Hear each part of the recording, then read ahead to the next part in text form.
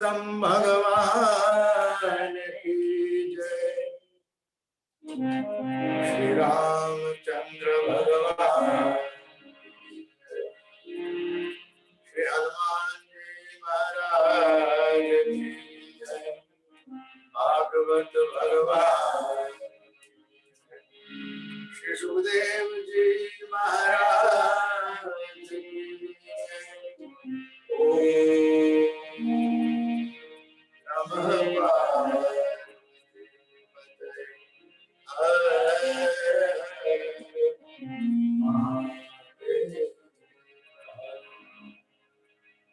हरे कृष्ण हरे राम राधे हरे कृष्ण हरे राम राधे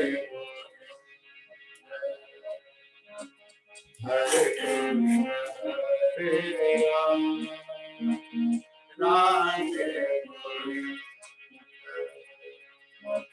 हरे कृष्ण हरे राम राधे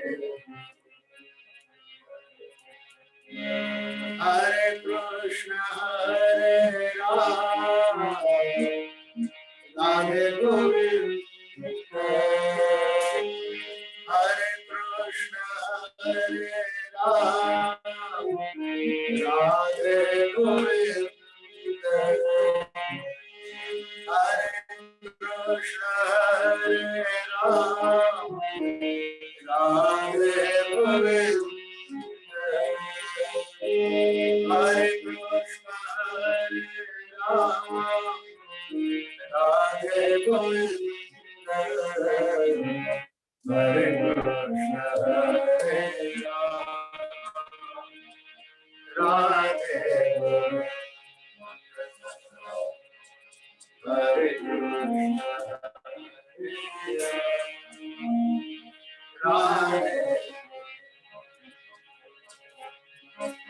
हरे कृष्ण हरे राम राधे हरे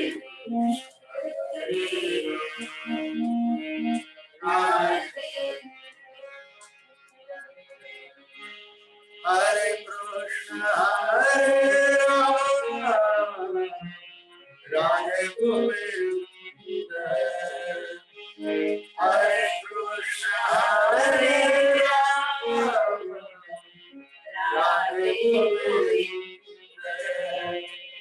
हरे कृष्ण हरे राम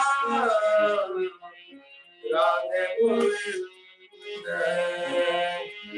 हरे कृष्ण हरे राम राधे गोविंद हरे कृष्ण हरे राम राधे गोविंद हरे कृष्ण हरे राम राधे हरे कृष्ण हरे राम राधे हरे कृष्ण हरे राम राधे गजाननं भूतगणाधिसेवितं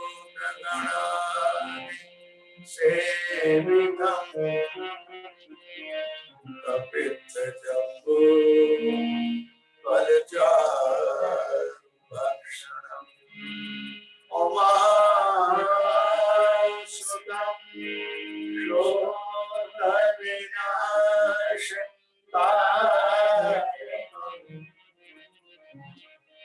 नमामि विघ्नेश्वरे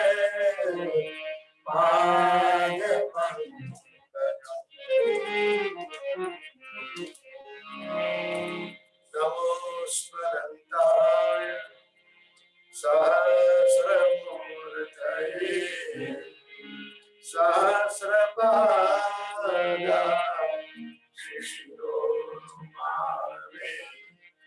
सहस्रनाम सहस्रनाम्ने पुरुषाय शाश्वते सहस्रकोटि युगधारिणे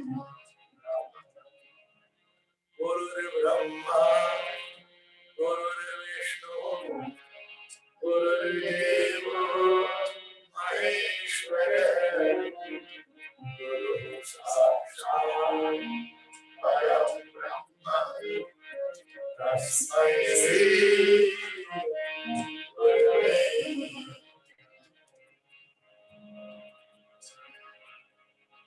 करारविन्दे अपदारविन्दम् मुखारविन्दे विनिवेशयन्तम् वनस्य भद्रस्य उपवेशयानम् पारं मुकुन्दं मनसा स्मरामि श्रीकृष्ण गोविन्द हरे मुरारे हे नाथ नारायण वासुदेव जिहवे पिबस्वा प्रतमेव गोविन्दयामो दयमानवे श्री बालकृष्ण लाल की जय श्री भागवत भगवान की जय श्री सुखदेव जी महाराज की जय श्री पुरुषोत्तम भगवान की जय ओम नमः पार्वती पतये हर हर महादेव। आइए अब शांत और एकाग्र चित्त से भगवत कथा रसामृत का पान करें। जीवन में जो अमोघ अमूल्य सुअवसर प्राप्त हुआ है भगवत कथा श्रवण करने का, उसे सार्थक करने का प्रयास करें। कल हमने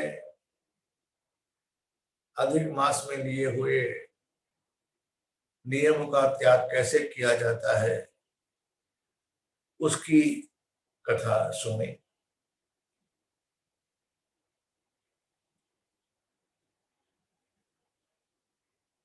अधिक मास के व्रत में कभी भी कोई प्रकार की गलती या अपराध हो जाता है तो ब्राह्मणों के मुख से वह पूर्ण हो जाता है। ये हमने कल सुना। इसीलिए अपने कल्याण इच्छा रखने वाले व्यक्ति को ब्राह्मणों के वचन का कभी उल्लंघन नहीं करना चाहिए,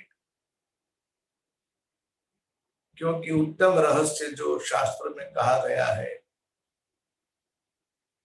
उसका यथार्थ अर्थ ब्राह्मण ही जानते हैं। आज का 27वां अध्याय है और इस अध्याय के हम 2 विभाग करेंगे। आधी कथा इस अध्याय की आज सुनेंगे और आधी जो कथा है वो हम कल सुनेंगे। याद रखें 27वें अध्याय के हम 2 विभाग कर रहे हैं। इस अध्याय की कथा हम कल पूर्ण करेंगे पुरुषोत्तम मास की। तो आरंभ में जब दृढ़धनवा राजा ने भगवान वाल्मीकि ऋषि की ओर से अधिक पुरुषोत्तम मास का महात्मा सुना, तो कथा सुनने के पश्चात उनके ऊपर क्या असर हुई इसकी चर्चा अभी आगे आ रही है।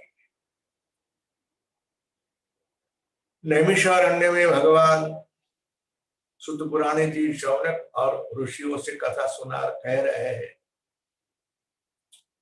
विशाला क्षेत्र यानी कि बद्रिकाश्रम में भगवान नारायण ऋषि नारद जी से कथा कह रहे हैं। श्री नारायण उवाच इत्युक्त्वा विरतं राजा मुनीश्वरा मुनिं नमः अपूज्ययत् ततो भक्त्या सपत्नीको मुदान्वितः। राजा दुर्धनवा ने भगवान वाल्मीकि ऋषि के मुख से अधिक पुरुषोत्तम मास की कथा सुनी, बड़े प्रसन्न हो गए, उठ खड़े हुए और महात्मा वाल्मीकि ऋषि की चरणारविंद में उन्होंने साष्टांग दंडवत प्रणाम किया और आपकी पूजा की। राजा की पूजा का स्वीकार करके उसे खूब आशीर्वाद देकर अब आपका कल्याण हो ऐसा कहकर भगवान वाल्मीकि ऋषि पापों को नाश करने वाली सरयू नदी की ओर में जाऊंगा ऐसा कहकर वहां से निकल पड़े। राजा अपने राज्य की सीमाओं तक भगवान वाल्मीकि ऋषि को विदा करने के लिए आए, उन्हें विदा किया और आकर अपनी पत्नी से कहते हैं कि देवी, ये संसार असार है, इसमें क्या सुख है। षड्रिपु आदियों से हम घिरे हुए हैं। ये शरीर जो हमारा है वो मल विष्टा आदि रक्त आदि से भरा हुआ है।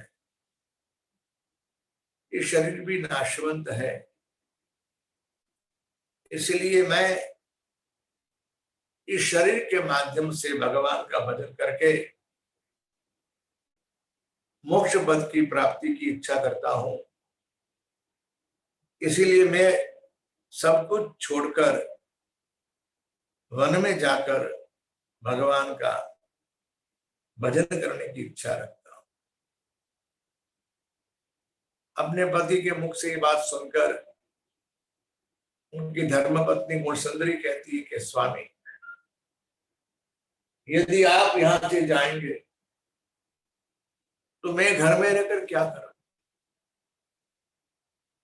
इसीलिए मैं भी आपके साथ चलूंगी।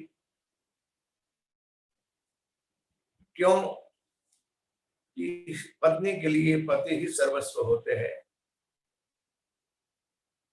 मैं आपके साथ चलूंगी। उनकी ये इच्छा सुनकर महाराज दर्धनवा ने अपने बेटे की राज्याभिषेक का व्यवस्था की और उसका राज्याभिषेक करके वे अपनी पत्नी के साथ ऋषि मुनि जिस स्थान का सेवन करते हैं, हिमालय का, गंगा के तट पर, वहां पहुंच गए। और अधिक पुरुषोत्तम मास जब आया तब दोनों पति पत्नी ने भगवान का भजन किया, व्रत किया, जप किया और जैसे ही अधिक मास पूर्ण हुआ, गोलोक धाम में से भगवान के पार्षद उन दोनों पति पत्नी के लिए विमान लेकर वहां उपस्थित हुए।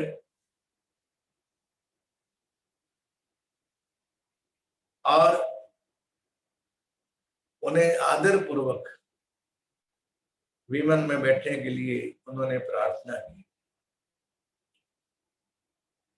उनकी प्रार्थना सुनकर दोनों पति पत्नी भगवान श्री कृष्ण परमात्मा के द्वारा भिजवाए हुए यान में, विमान में बैठकर गोलोक धाम में गए। इस तरह से उन्होंने अपना कल्याण सिद्ध कर दिया। भगवान नारायण ऋषि ने कहा कि नारद, अब मैं आपसे क्या कहूं। देखो, जीवा तो मेरी एक ही है, और अधिक पुरुषोत्तम मास का जो व्रत है उसका जो फल है, अधिक पुरुषोत्तम मास का सेवन करने से जो फल मिलता है उसकी कथा, उसका वर्णन करने के लिए हजारों मुख वाले भगवान शेष भी सक्षम नहीं है। अधिक पुरुषोत्तम मास में कपट छोड़कर व्रत, उपवास, दान, स्नान, जप आदि जो कोई व्यक्ति करता है वो अपने पिछले करोड़ों जन्मों का अनेक पापों को विनाश करने के लिए सक्षम होता है।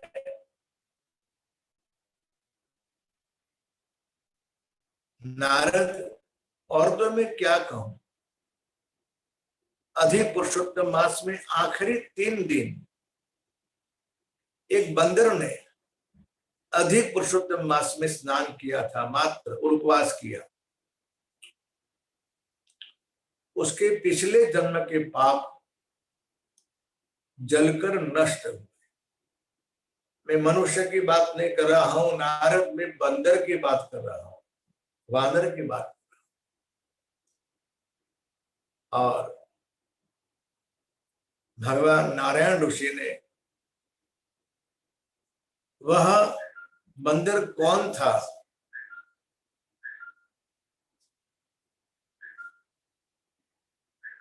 और उसने कितने कैसे पाप किए थे, और उस पाप के माध्यम से वह बंदर की योनि में आया था, और उससे उसे छुटकारा कैसे मिला, उसकी कथा बड़ी सुनने लायक है। भगवान नारायण ऋषि से नारद जी ने पूछा, बाबा ये बंदर पूर्व जन्म में कौन था? उसने अज्ञानतावश, अनजाने में अधिक पुरुषोत्तम मास का कौन सा व्रत किया, कैसे व्रत किया? महाराज, आप लोकहित के लिए एक कथा मुझे सुनाइए। अधिक पुरुषोत्तम मास के आखिरी 3 दिन में उसने किस तरह से पशु की योनि में भगवान पुरुषोत्तम परमात्मा को प्रसन्न किया, और अपने जीवन को उसने सार्थक किया। मुझे ये कला कथा सुनने में बड़ी रुचि है। आप कृपा करके मुझे उस बंदर की कथा सुनाइए। अब नारायण ऋषि, वह बंदर पिछले जन्म में एक ब्राह्मण था और बड़ा कंजूस था। उसकी क्या कथा है, उसकी चर्चा अब आती है। वह केरल देश का बड़ा लोभी ब्राह्मण था और बहुत कंजूस था। उसने अपने जीवन में मात्र धन ही इकट्ठा किया। किस तरह से उसकी दुर्गति हुई, उसकी कथा भगवान नारायण ऋषि अब सुना रहे नारद जी से, किंतु वह कथा का विस्तार, वह प्रसंग हम आज नहीं कल सुनेंगे, क्योंकि मैंने आपसे पहले ही कह दिया कि 27वें अध्याय की कथा के हम 2 विभाग करेंगे। पूर्वार्ध में रणधनवा महाराज को मोक्ष मिला, गोलोक धाम मिला, उसकी कथा हमने सुनी। अब ये बंदर ने अपने जीवन में अधिक पुरुषोत्तम मास के आखिरी 3 दिन स्नान और उपवास किया और कुछ नहीं किया। तो उसके पिछले जन्म की जो पाप थे, उसने पिछले जन्म में क्या पाप किए थे, अब उसकी कथा, उसकी कथा हम आपको सविस्तार कल सुनाएंगे। आज हमने 27वें अध्याय के 2 विभाग किए हैं। पूर्वार्ध में रणधनवा राजा गोलोक धाम में पधारे उसकी, और एक बंदर को किस तरह से पुरुषोत्तम मास के व्रत का अनायास अनजाने में व्रत हो गया तो उसको कैसे क्या फल मिला और उस पूर्व पिछले जन्म के उसके क्या पाप थे, उसकी जो चर्चा है वो चर्चा हम आपको कल सुनाएंगे। आइए अब भागवत कथा के प्रसंग में हम आगे बढ़ते हैं। आशा करता हूँ आप सभी सावधान हो। जैसे ही हमारा क्रम रहा है कि हम आरंभ में थोड़ा कीर्तन करेंगे और उसके बाद अलग भागवत की